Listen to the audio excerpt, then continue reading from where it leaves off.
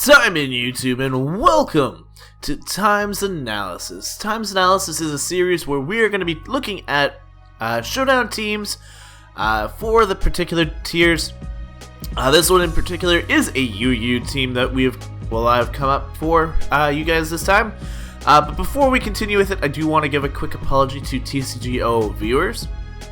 Pack openings aren't going anywhere, but for some odd strange reason, as of late, I cannot seem to save both the audio and the visual of a TCGO battle. I've had 2 battles with one particular guy, and then a couple battles where they've all kind of just not finished. Whether it be my computer freezes up as I'm doing the final touches, or just something else happens. I'm going to be temporarily discontinuing that because Showdown and everything else seems to still record just fine.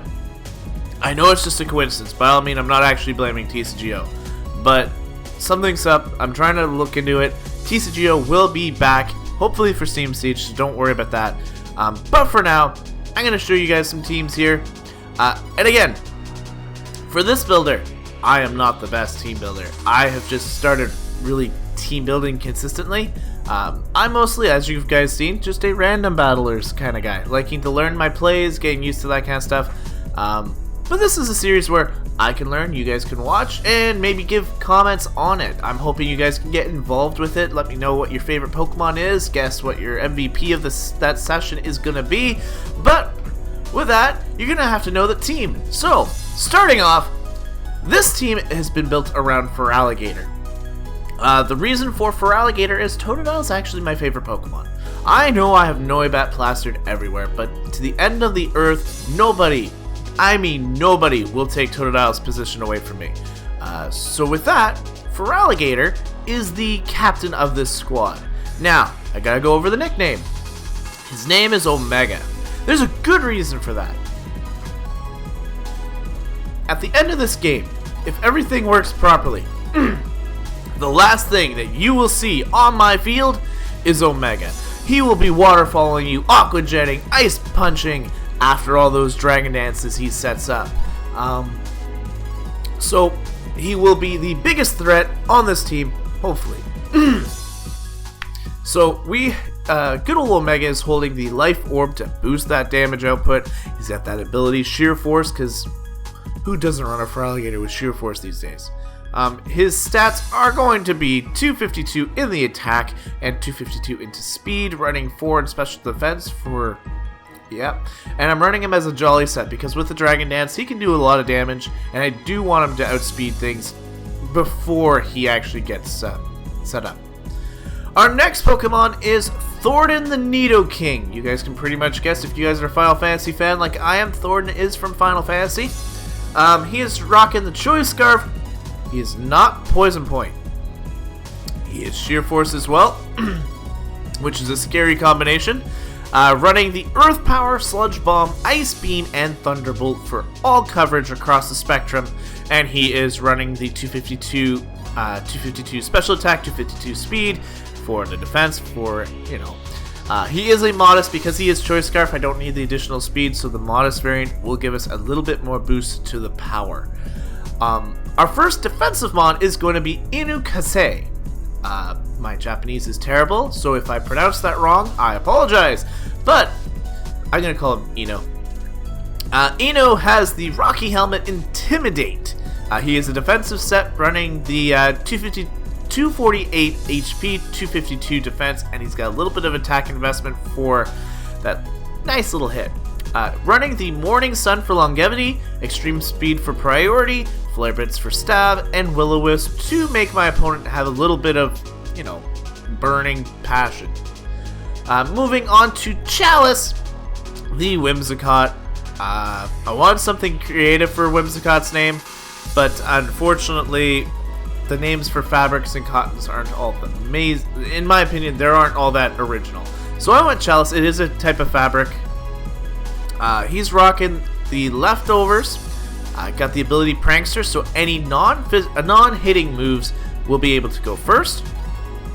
He's got he's running the U-turn, the stun spore for paralysis, leech seed for longevity, and Giga Drain for his stab. Has 248 HP, 252 special defense because I was missing the special defender, and he's not too bad in that to feel. Not the best, I'll admit, but rocking a calm nature as well, with 8 in the speed, just to outspeed some stuff if he needs to use the U-turn or Giga Drain. I'm the type, so before anybody else asks, I am a Volt Turner player. I love having that stuff on my team. It doesn't feel right if I don't have it, so obviously I'm running Ramu. For those of you who watched the CBA battle that happened yesterday, Ramu is a beautiful Pokemon. I am running the Thunderbolt, Volt Switch, Shadow Ball, and Hidden Power Ground on this particular Jolteon. Running the Choice Specs for max damage. We have the 252 special attack, 252 speed, and it is a timid nature. Our final Pokemon is a Pokemon from my last draft, a series that you guys did not get to see on the channel. Linus Mienshao, Life Orb Regenerator. This gives me the ability to kind of create a lead, get in and out if I need to.